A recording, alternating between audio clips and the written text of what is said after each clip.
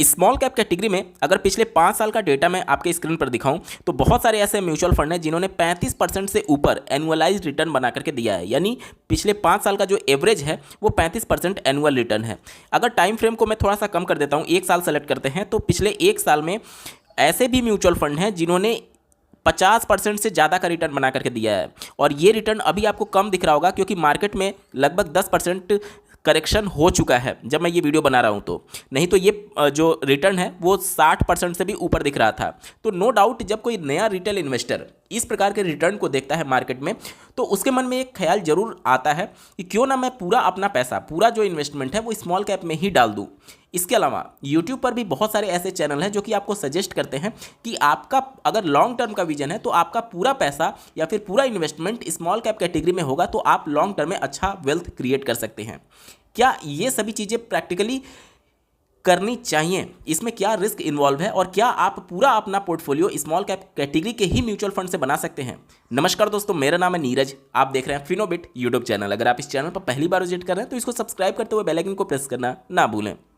अब जो बहुत सारे यूट्यूब चैनल पर आपको सजेस्ट किए जाते हैं कि लॉन्ग टर्म अगर आपका विजन है तो आप स्मॉल कैप में ही केवल इन्वेस्टमेंट करिए, वो काफ़ी हद तक सही है, लेकिन उसके पीछे कुछ चीज़ों को आपको डिस्क्लेमर के तौर पर भी बताया जाता है जिसे शायद आप लोग इग्नोर कर देते हैं।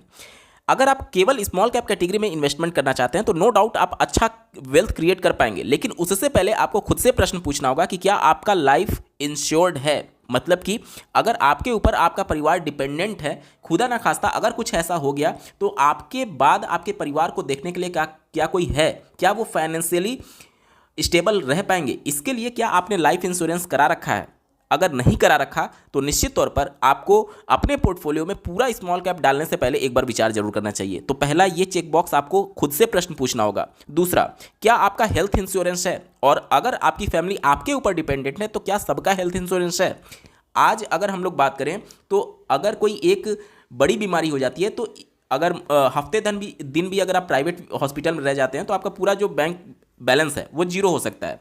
तो इस कंडीशन में आपका जो हेल्थ इंश्योरेंस है वो आपको सपोर्ट करता है। तो अगर आपके पास हेल्थ इंश्योरेंस नहीं है, साथ ही साथ अगर आपकी फैमिली आपके ऊपर डिपेंडेंट है, उनमें से किसी का तबीयत खराब हुआ तो पूरा बैंक बैलेंस आपका जीरो हो सकता है। तो अगर आपके पास हेल्थ इंश्योरेंस नहीं है, अगर आपकी फैमिली आपके ऊपर डिपेंडेंट है तो निश्चित तौर पर आपको एक बार विचार जरूर करना चाहिए। इसके साथ ही साथ अगर आप एक सैलरीड पर्सन है, गवर्नमेंट एम्प्लॉय हैं, तो वहाँ पर तो आपकी सैलरी फिक्स है कि हर मंथ आपकी आएगी ही आएगी। लेकिन अगर आप एक प्राइवेट फॉर्म में नौकरी कर रहे हैं, अगर मान लीजिए जैसे आप एक तरीके से नोटबंदी जब हुआ था उसके बाद से जब जीएसटी आया था तो छोटी छोटी कंपनियां बिल्कुल एक तरीके से डूब गई थी। तो उस टाइप की कंपनी या फिर अगर बड़ी भी कंपनी है तो उस पर भी बड़ा अच्छा खासा इंपैक्ट देखने को मिला था और बहुत सारे जॉब कट हुए थे। जैसे कोरोना का पीरियड ले लीजिए, तो ऐसे आपके लाइफ में बहुत फेजेस आएंगे जब आपकी नौकरी पर खतरा मंडराने लगेगा अगर आप प्राइवेट सेक्टर से बिलोंग करते हैं। तो क्या आपके पास 1 साल 2 साल अगर आपकी नौकरी नहीं रहती है तो क्या आपके पास इमरजेंसी फंड है आपके घर के खर्च को चलाने के लिए? अगर ये तीनों का प्रश्न उत्तर है हाँ में है तो नो डाउट आप स्मॉल कैप में अपना पूरा पोर्टफोलियो बना सकते हैं। लेकिन अगर इसमें से किसी भी एक प्रश्न का जवाब आपका उत्तर नहीं में आ रहा है तो पूरा स्मॉल कैप फंड का पोर्टफोलियो बनाना आपके लिए घातक सिद्ध हो सकता है। चलिए मैं इसको और डेटा के माध्यम से आपके सामने प्रूफ करता हूं। स्मॉल कैप कैटेगरी को लेकर के जो डेटा आपके सामने प्रस्तुत किया जाता है वो एक तरफा डेटा होता है। जैसे कि कोरोना के बाद से मार्केट में एक तरफा रैली आई हुई है। ये आप कोरोना के बाद का चार्ट देख पा रहे होंगे। यहाँ पर मैं अगर आपको डेट दिखाऊं 3 अप्रैल 2020 जब मार्केट अपने ऑल टाइम लो पर था कोरोना के बाद से, उसके बाद से जब मार्केट अभी के सिचुएशन में जो मार्केट है, अगर मैं आपको यहाँ पर स्मॉल कैप कैटेगरी का रिटर्न दिखाऊं तो 450% का है। यानी 1 लाख रुपया अगर आप अप्रैल 2020 में लगाए रहते तो आज के डेट में जाकर के उसका वैल्यू 4.5 लाख होता। यानी 4 साल में ही आपका पैसा 4.5 गुना हो गया। कोई भी इन्वेस्टमेंट इंस्ट्रूमेंट जो है वो इतना तगड़ा रिटर्न नहीं देता है। तो नो डाउट इस आंकड़े को देख करके इस स्मॉल कैप की तरफ आकर्षित होना लाजमी है। और जो नए रिटेल इन्वेस्टर मार्केट में एंट्री लिए हैं कोरोना के बाद से, उनको केवल ये लग रहा है कि मार्केट इसी तरीके से केवल मूव करती है और इसी रैली को देख करके वो स्मॉल कैप में अपना पूरा पैसा झोंकते चले जा रहे हैं। लेकिन स्मॉल कैप में पैसा लगाना अच्छी बात है, लेकिन पूरे नॉलेज के साथ और पूरे अवेयरनेस के साथ अगर आप पैसा लगा रहे हैं तब जाकर के अच्छी बात है। नहीं तो आप लॉन्ग टर्म तो छोड़िए, मिड में ही मार्केट को छोड़ करके चले जाएंगे। मार्केट ऐसी चीज़ है जिसे कोई भी टाइम नहीं कर सकता। अब अगर मैं आपके सामने आंकड़े रखूँ 2008 से लेकर के 2020 तक का, यानी कि ऑलमोस्ट ये 12 साल का समय हो चुका है। जब भी स्मॉल कैप में आप इन्वेस्टमेंट करते हैं तो कहीं से भी आप पढ़ेंगे या फिर कहीं से भी आप वीडियोस देखेंगे तो आपको बताया जाता है कि अगर आपका टाइम होराइजन 10 साल या फिर इससे ज़्यादा का है तो आप बेझिझक स्मॉल कैप में पैसा इन्वेस्ट कर सकते हैं। अब यहाँ पर मैं आपके सामने आंकड़े रख रहा हूँ।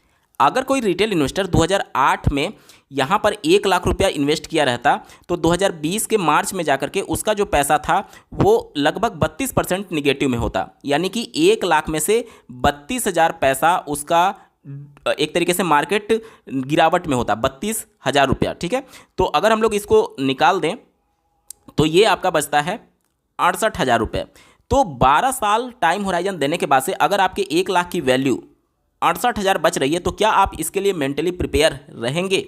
दूसरी बात, कोई एक ऐसा रिटेल इन्वेस्टर है जो कि जिनका एक ऐसा गोल है जो कि इस टाइम पीरियड में जाकर के उनका गोल अचीव होने वाला था। जैसे मान लीजिए उनको बेटी की शादी के लिए पैसे इकट्ठा करने थे, या फिर मान लीजिए उनको बच्चे के ग्रेजुएशन की पढ़ाई के लिए मोटी रकम की जरूरत थी, तो यहाँ पर उन्होंने एक मोटा पैसा एकमुश्त यहाँ पर इन्वेस्ट किया। और इसके बाद जब ये गोल ऐसा है, देखिए गाड़ी खरीदना हुआ, घर खरीदना हुआ, 1 साल 2 साल आप उसको टाल सकते हैं, लेकिन बच्चे के ग्रेजुएशन की पढ़ाई, बच्ची की शादी या फिर कुछ ऐसे गोल होते हैं जिसको टाला नहीं जा सकता। तो आप तो ये सोच रहे थे कि 12 साल में आपका पैसा ग्रो होगा अच्छा खासा, कम से कम 4-5 गुना तो हो ही जाएगा, वहीं पर आपका पैसा 1 लाख से घट करके 68,000 के आसपास आ जा रहा है। तो क्या इन सभी चीज़ों के लिए आप मेंटली प्रिपेयर हैं? अगर हाँ में आपका उत्तर है तो आप स्मॉल कैप में पूरी तरीके से पैसा इन्वेस्ट कर सकते हैं। लेकिन अगर आपका उत्तर ना में है और थोड़ा बहुत भी आपके मन में डर है तो नो डाउट स्मॉल कैप आपके लिए बेस्ट ऑप्शन हो सकता है, लेकिन केवल स्मॉल कैप नहीं। बेस्ट ऑप्शन केवल स्मॉल कैप नहीं है, स्मॉल कैप बेस्ट ऑप्शन है, लेकिन केवल स्मॉल कैप ये बेस्ट ऑप्शन नहीं है। आपको कॉम्बिनेशन के साथ जाना चाहिए। साथ ही साथ आपके मन में सवाल आएगा कि यहाँ पर मैंने 2008-9 के समय का पीरियड जो था जब ये अपने ऑल टाइम हाई पर चल रहा था, उस समय मैंने यहाँ पर लिया है, और ये कोरोना के समय जब ये मार्केट गिरावट हो गई उस समय का मैंने डेटा लिया है। अगर मैं यहाँ से डेटा लूँ तो यहाँ पर कुछ चेंज हो जाएगा, अगर यहाँ से डेटा लूँ तो यहाँ से कुछ परसेंटेज चेंज हो जाएगा। तो यही तो चीज़ है, मार्केट को कोई टाइम नहीं कर सकता। क्या आज जो आप देख रहे हैं कि मार्केट जिस सिचुएशन में है 10% मार्केट करेक्ट करने के बाद, क्या आपको ये बिल्कुल आप श्योर हैं कि यहाँ से मार्केट 20% और करेक्ट नहीं होगा? या फिर क्या आप ये श्योर हैं कि यहाँ से मार्केट 50% ऊपर चला जाएगा? मार्केट को कोई टाइम कर ही नहीं सकता। तो उस समय जो ये पॉइंट था, भले रिटेल इन्वेस्टर को ये लग रहा है कि ये अपने ऑल टाइम हाई पर है, लेकिन हो सकता है ये उससे और भी ऊपर चला जाता। अब यहाँ पर जब रिटेल इन्वेस्टर में 90% लोग ये गलती करते हैं, जब मार्केट ऊपर जाने लगता है तब वो जाकर के मार्केट में एंट्री लेते हैं, और जब मार्केट में हैवी करेक्शन होता है तब जाकर के वो पैनिक करके मार्केट से निकल जाते हैं। तो ऐसे रिटेल इन्वेस्टर अगर मान लीजिए अगर 10% भी हुए तो वो तो लॉन्ग टर्म विजन के साथ आए थे, 12 साल उन्होंने टाइम भी दिया। 12 साल टाइम देने के बाद से उनका पैसा 32,000 निगेटिव में है, यानी 32% निगेटिव में। सोचिए, प्रिंसिपल अमाउंट से 32% वो नीचे में है, निगेटिव में है। तब जाकर के क्या आप इन सभी चीज़ों के लिए मेंटली प्रिपेयर हैं या नहीं? अब अगर सेम टाइम फ्रेम में मैं मिड कैप का आपको डेटा दिखाऊं तो आप अपने स्क्रीन पर देख पा रहे होंगे, उसी टाइम फ्रेम में जो आपका स्मॉल कैप लगभग 32% निगेटिव में था, ये निगेटिव में तो नहीं गया है, लेकिन आपका बिल्कुल फ्लैट था, मतलब कि 1-2% पॉजिटिव में था। तो यहाँ से आप समझ पा रहे होंगे कि स्मॉल कैप जहाँ पर 32% टूटा था, वहीं पर मिड कैप बिल्कुल फ्लैट था। मतलब कि भले हमें रिटर्न ना बना करके दे रहा हो, लेकिन कम से कम निगेटिव में तो नहीं गया था। अब जो डेटा आप अपने स्क्रीन पर देख पा रहे होंगे वो लार्ज कैप का देख पा रहे होंगे। अब अगर मैं आपको जनवरी 2008 से मार्च 2020 का डेटा दिखाऊं तो ये जो लार्ज कैप था वो लगभग 40 से 50% तक आपको ऊपर दिखेगा। आप अपने स्क्रीन पर देख लीजिए, वही टाइम फ्रेम मैं यहाँ पर सेलेक्ट कर रहा हूँ, लगभग वही टाइम फ्रेम से सेलेक्ट कर रहा हूँ, और ये जो आंकड़े आप अपने स्क्रीन पर देख पा रहे होंगे वो लगभग 40 से 50% ऊपर देख पा रहे होंगे। ठीक है, लगभग 30 से 50% आप मोटा मोटी मान लीजिए इसके फ्रेम में आपको ऊपर दिख रहा होगा मार्केट। ठीक है, तो अब यहां से आप समझ पाएंगे कि स्मॉल कैप जहां पर 32% टूटा था, मिड कैप जहां पर हमें बिल्कुल फ्लैट दिख रहा था, वहीं पर लार्ज कैप हमें लगभग 30% अगर ऊपर दिख रहा है, तो अब आप यहां से प्रिडिक्शन कर सकते हैं कि इन 12 सालों में 2008 से लेकर के 2020 के बीच में इन 12 सालों में अगर आप मिक्स इन्वेस्टमेंट किए रहते हैं, मतलब कि लार्ज कैप, मिड कैप और स्मॉल कैप तीनों मिला करके, तो आपको बेहतर रिटर्न देखने को मिलता, मतलब आपका पैसा निगेटिव में नहीं जाता। अगर आपने केवल स्मॉल कैप में डाला तो पूरा पैसा निगेटिव में था, अगर मिड कैप में डाला तो वो निगेटिव में नहीं था। अब यहाँ से आपको ये समझना है कि अलग अलग टाइम फ्रेम में हो सकता है कभी स्मॉल कैप ना चले, कभी मिड कैप ना चले, कभी लार्ज कैप ना चले। अब अगर हम पूरा पैसा एक ही प्रकार के मार्केट कैपिटलाइजेशन वाले कंपनी में डाल दें, अगर वो पूरा मार्केट कैपिटलाइजेशन से एसोसिएटेड कंपनी ही परफॉर्म नहीं कर रही है, जैसे अभी आप देखें पिछले 2 साल से लार्ज कैप की तुलना में मिड कैप और स्मॉल कैप में अच्छी रैली थी। लार्ज कैप ने रिटर्न तो दिया लेकिन उतना अच्छा रिटर्न नहीं दिया। तो अगर कोई एक ऐसा रिटेल इन्वेस्टर है जो कि ये सोचता है कि एक समय में ये वाला चलेगा, दूसरा नहीं चलेगा, उस समय में वो वाला चल रहा होगा, ये नहीं चलेगा, तो ये कोई पता नहीं कर सकता, कोई प्रिडिक्शन नहीं कर सकता। इस कंडीशन में अगर आपका मिक्स पोर्टफोलियो होगा, मतलब जिसमें लार्ज कैप, मिड कैप और स्मॉल कैप तीनों शामिल होगा, तो आपका मार्केट में रिस्क कम होता है। इसीलिए तो बोला जाता है डाइवर्सिफाइड अपने पोर्टफोलियो को रखिए। अब आपके मन में सवाल आएगा कि किसी भी स्मॉल कैप में जब हम इन्वेस्टमेंट करने जाते हैं तो स्मॉल कैप में मिनिमम 65% ही रख सकते हैं, बाकी का 35% वो फंड मैनेजर लार्ज कैप या फिर मिड कैप में भी डाल सकते हैं। तो ये आप लार्ज कैप में या फिर मिड कैप में जो 35% मान करके चल रहे हैं, ये मिनिमम बार है स्मॉल कैप में। अब कई ऐसे म्यूचुअल फंड्स होते हैं जो कि इस मिनिमम बार से भी ऊपर लगाते हैं, मतलब कि आप फंड मैनेजर के ऊपर डिपेंडेंट हैं कि आपके रिस्क को वो कम करने के लिए इसने तक ही केवल स्मॉल कैप में डाले, बाकी का वो लार्ज और मिड कैप में डाले। आप अपनी तरफ से अपने सिक्योरिटी को लेकर के या फिर अपने रिस्क को लेकर के मिनिमाइज नहीं कर रहे हैं, लेकिन आप फंड मैनेजर के ऊपर डिपेंडेंट हैं कि वो आपके बारे में सोचे। अब कोई एक ऐसा फंड मैनेजर है जो कि एग्रेसिवली फंड को मैनेज करना चाहता है, वो तो ये नहीं जान रहा है ना कि आपके पास इमरजेंसी फंड है या नहीं, आपके पास हेल्थ इंश्योरेंस है या नहीं, आपका किस प्रकार का गोल है, क्या वो आगे 1-2 साल के लिए शिफ्ट किया जा सकता है या नहीं, वो आपके बारे में थोड़ी जान रहा है। वो तो ज़्यादा से ज़्यादा रिटर्न बनाने के लिए वो ये जो बार है, ये मिनिमम बार है, इससे ऊपर वो कितना भी ले जा सकता है, 80%, 85%। बहुत सारे ऐसे म्यूचुअल फंड्स हैं जो कि मिनिमम 65% ही रखते हैं, बाकी का 35% लार्ज और मिड में रखते हैं। और बहुत सारे ऐसे फंड मैनेजर हैं जो कि इस बार को भी ऊपर ले जाते हैं ताकि हमें और ज़्यादा रिटर्न देखने को मिले। तो यहाँ पर आपको समझना होगा कि ये जो 35% है वो कंपलसरी नहीं है, वो मैंडेटरी नहीं है कि वो लार्ज और मिड कैप में डालना ही है। वो एक छूट दी गई है कि आप 35% लार्ज और मिड कैप में डाल सकते हैं, या फिर ये पूरा का पूरा 35% उठा करके आप स्मॉल कैप में भी डाल सकते हैं। इस तरीके का ये स्ट्रक्चर होता है। तो कहने का मतलब ये है कि आप अगर इस 35% को लेकर के कॉन्फिडेंट हैं तो इसका मतलब कि आप फंड मैनेजर के ऊपर डिपेंडेंट हैं कि वो आपके बारे में सोचे कि आपके रिस्क को मिनिमाइज करना है। अब कोई फंड मैनेजर एग्रेसिवली अपने पोर्टफोलियो को बनाना चाहता है, केवल स्मॉल कैप के ही स्टॉक को शामिल करना चाहता है, फिर तो आप पूरी तरीके से स्मॉल कैप पर ही डिपेंडेंट हो जाएंगे। तो ये चीज़ें रिस्क होती हैं।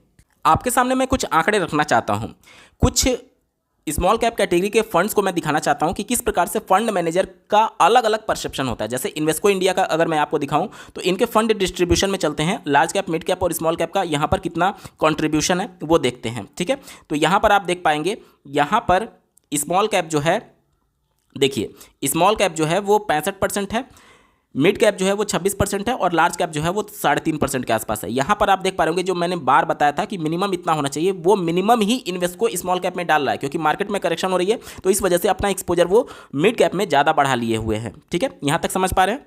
अब मैं अगर निपॉन इंडिया स्मॉल कैप का डेटा दिखाऊँ, आप अपने स्क्रीन पर ध्यान से देखिएगा। यहाँ पर जो निपॉन इंडिया का फंड डिस्ट्रीब्यूशन है वो हमें ये बताता है कि स्मॉल कैप में इन्होंने जो एक्सपोजर ले रखा है वो 68%, मिड कैप और लार्ज कैप में लगभग 12% का ये एक्सपोजर लेकर के चल रहे हैं। तो मैंने जो बार बताया था कि इतना कम से कम रखना है, इन्वेस्को इंडिया और निपॉन लगभग उतना ही लगभग वो लेकर के चल रहे हैं स्मॉल कैप में 65%। और अभी चूंकि मार्केट में करेक्शन है इसलिए मिड कैप और लार्ज कैप में इन्होंने अपना एक्सपोजर बढ़ा रखा है। लेकिन कुछ ऐसे भी एएमसी हैं जो कि इस समय भी स्मॉल कैप में अपना एक्सपोजर ज़्यादा रखे हुए हैं, जैसे कि एसबीआई स्मॉल कैप की अगर हम लोग बात करें तो इनके फंड डिस्ट्रीब्यूशन में हम लोग चलते हैं और इनका फंड डिस्ट्रीब्यूशन हमें ये बताता है कि इन्होंने जो स्मॉल कैप में एक्सपोजर ले रखा है वो 84% का ले रखा है और मिड कैप में सिर्फ 4.25% के आसपास, और लार्ज कैप में इनका एक्सपोजर जो है वो 0% है। यहाँ से आप समझ पा रहे होंगे कि यहाँ पर fund manager aggressively small cap में इन्वेस्टमेंट कर रहे हैं। इसके अलावा अगर हम लोग टाटा स्मॉल कैप की बात कर लें तो यहाँ पर अगर मैं इनका फंड डिस्ट्रीब्यूशन दिखाने की कोशिश करूँ तो यहाँ पर फंड डिस्ट्रीब्यूशन आप ध्यान से देखिएगा अपने स्क्रीन पर। इन्होंने स्मॉल कैप में जो एक्सपोजर ले रखा है वो 82% का और मिड कैप में 8% का, लार्ज कैप में ये एक्सपोजर ले ही नहीं रखे हैं। तो यहाँ से आप समझ पाएंगे कि आप तो 35% जो लार्ज कैप और मिड कैप है 35% आप फंड मैनेजर के ऊपर बैठे हुए हैं उनके भरोसे। अब क्या पता फंड मैनेजर आपके भरोसे बैठा हुआ है कि आप अपना खुद का रिस्क पहले से एनालाइज करके आप ऑलरेडी अपने पोर्टफोलियो को डाइवर्सिफाई किए हुए हैं। वो फंड मैनेजर आपके बारे में थोड़ी जान रहा है कि आप उसके भरोसे बैठे हुए हैं, और फंड मैनेजर आपके भरोसे बैठा हुआ है कि आप एटलीस्ट अपना जो पोर्टफोलियो उसको डाइवर्सिफाई करिए। तो आप किसी के भरोसे मत रहिए, आप अपना पोर्टफोलियो खुद से एनालाइज करिए। लार्ज कैप में कितना जा रहा है, मिड कैप में कितना जा रहा है, स्मॉल कैप में कितना जा रहा है। अगर पूरे वीडियो को मैं समराइज करूं तो आप अगर 8 साल 10 साल 12 साल बाद या फिर 1 साल 2 साल 3 साल बाद अगर आप अपने पोर्टफोलियो को 50% माइनस में देखने की क्षमता रखते हैं, और अगर आपके पास इतना समय है कि मान लीजिए 1 साल 2 साल 3 साल तक अगर वो मार्केट रिकवर नहीं होती है, तो 2-3 साल अगर आपके पास एक्स्ट्रा टाइम है तो आप स्मॉल कैप में बेझिझक आ सकते हैं। जो चीज़ें मैंने आपको बताई वो सिर्फ अवेयरनेस फैलाने के लिए थी। यहाँ पर नो डाउट स्मॉल कैप में जितना रिटर्न बन सकता है उतना किसी भी कैटेगरी में पैसा नहीं बनेगा, लेकिन केवल रिटर्न देख करके और रिस्क को इग्नोर करके आप केवल स्मॉल कैप का पोर्टफोलियो नहीं बना सकते जब तक कि आपके पास एक्स्ट्रा मनी ना हो, इमरजेंसी फंड ना हो, हेल्थ इंश्योरेंस ना हो, आपके जीवन की बीमा ना हो। इन सब के बिना अगर आप केवल स्मॉल कैप के भरोसे जा रहे हैं तो पूरा ही आप एक तरीके से रिस्क पर बैठ रहे हैं अपने पोर्टफोलियो को लेकर के। तो इन सभी चीज़ों को लेकर के अगर आप पहले से मेंटली अवेयर हैं, चीज़ों के बारे में जानते हैं, 90% अगर आप इन चीज़ों के बारे में तैयार हैं कि अगर 2-3 साल 4 साल 5 साल बाद भी अगर आपका पोर्टफोलियो प्रिंसिपल अमाउंट निगेटिव में जा रहा है और उन सभी चीज़ों को मेंटली जानते हुए भी अगर आप तैयार हैं, तो नो डाउट आपका वेलकम है स्मॉल कैप कैटेगरी में। लेकिन इन सभी चीज़ों को इग्नोर करते हुए सिर्फ 2-3 साल 4 साल 2020 कोरोना के बाद की रैली देख करके केवल स्मॉल कैप में आ रहे हैं और केवल किसी के कहने मात्र से स्मॉल कैप में आ रहे हैं, तो नो डाउट आप बहुत बड़ा रिस्क ले रहे हैं अपने इन्वेस्टमेंट पर। दोस्तों, आपको ये वीडियो कैसा लगा, मेरा एफर्ट कैसा लगा, कमेंट के माध्यम से जरूर बताइएगा, और ऐसे ही महत्वपूर्ण अपडेट के लिए इस चैनल को सब्सक्राइब करना ना भूलें। इस वीडियो को देखने के लिए आपका बहुत बहुत धन्यवाद। भगवान करे आपका दिन शुभ हो।